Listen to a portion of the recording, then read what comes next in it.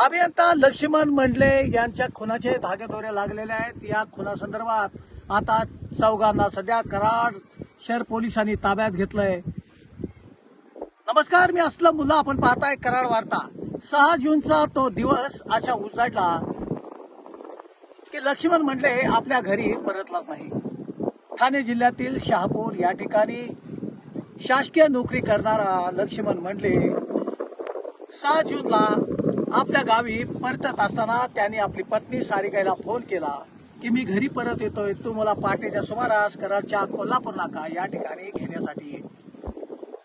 आपल्या पतीचा फोन आल्यानंतर सारिकाने प्लॅन आखला, कारण पोलिसांच्याकडून अशी माहिती मिळाली आहे की सारिका आणि तिचा पती लक्ष्मण मंडले या दोघांच्यात नेहमी कौटुंबिक वाद होते आणि या वादाचा राग मनात धरून सारिकाने त्याला कायमचा संपवण्याचा विडा उचलला होता। यानंतर 6 जूनला जेव्हा पती लक्ष्मणचा सारिकाला फोन आला की मी कराडला येण्यासाठी आलोय, तुम्हाला कोल्हापूर नाक्यावरती घेण्यासाठी, ही माहिती मिळताच सारिकाने तिचा भाऊ संग्राम याला ही माहिती दिली। या आधीच सारिका, तिचा सख्खा भाऊ संग्राम, आणखीन 2 जण असे चौघांनी मिळून लक्ष्मण मंडलेला कायमचा संपवण्याचा प्लॅन केला होता। 6 जूनला जेव्हा लक्ष्मण कराडच्या कोल्हापूर नाक्यावर उतरला आणि घरी जाण्यासाठी तो रस्त्यावरून चालू लागला, त्याच दरम्यान एक पाठीमागून भरधा वेगाने आल्टो गाडी आली आणि त्यांनी जोराची धडक लक्ष्मण मंडले यांना दिली।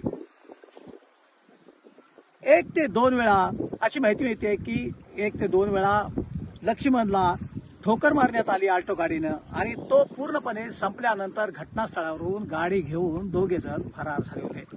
त्यानंतर ही माहिती जेव्हा कराड शहर पोलिसांना मिळाली, तात्काळ पोलिसांची एक टीम घटनास्थळी पोहोचली आणि त्यांनी हा घात आहे की अपघात या दृष्टीनं तपास सुरू केला। जेव्हा पोलिसांच्या हाती महत्वाचे सीसीटीव्ही लागले, तेव्हा या सीसीटीव्ही फुटेजवरून अशी माहिती मिळाली की हा घातपात नसून, हा अपघात नसून हा घात करण्यात आलाय। हा सुगावा महत्वाचा पोलिसांच्या हाती लागला। जेव्हा त्यांनी या संदर्भात लक्ष्मणची पत्नी सारिका हिच्याकडे विचारपूस केली, तेव्हा सारिकाचे जेव्हा विचारपूस करत असताना काही पोलिसांना संशयास्पद तिची काही उत्तरे आढळून आल्यानंतर पोलिसांनी सखोल तपास केला आणि त्यानंतर पोलिसांचा खाक्या दाखवल्यानंतर सारिकाने पोपटासारखे बोलायला सुरुवात केली आहे। तिने पोलिसांना अशी माहिती दिली की पती लक्ष्मण मंडले हा ठाणे जिल्ह्यातील शहापूर येथे काम करतो। नेहमीच माझे आणि पतीमध्ये वाद होते। हे वाद एवढे विकोपाला गेले होते की अखेर सारिकाने आपला सक्का भाऊ संग्राम याला सोबत घेऊन लक्ष्मणला कायमचा संपवण्याचा विडा उचलला होता।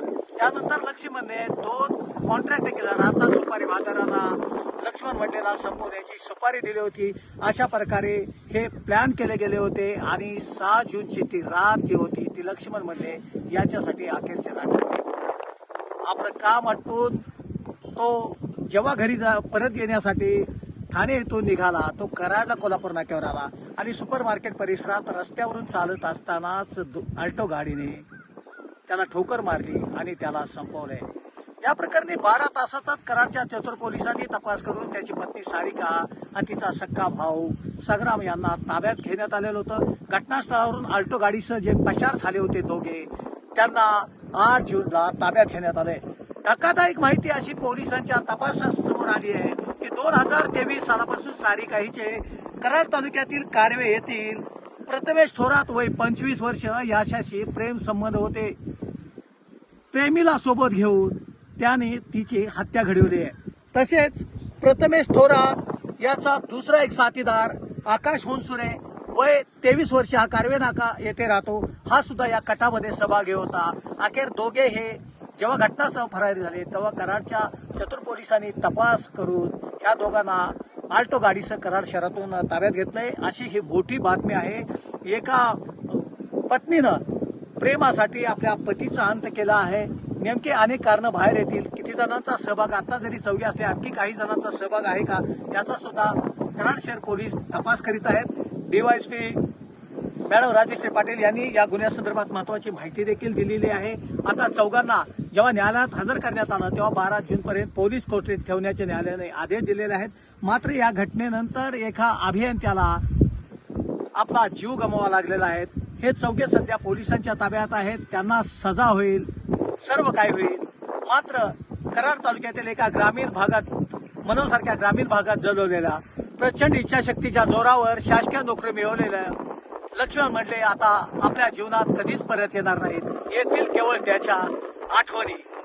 असलम मुल्ला, कराड वार्तासाठी नमस्कार.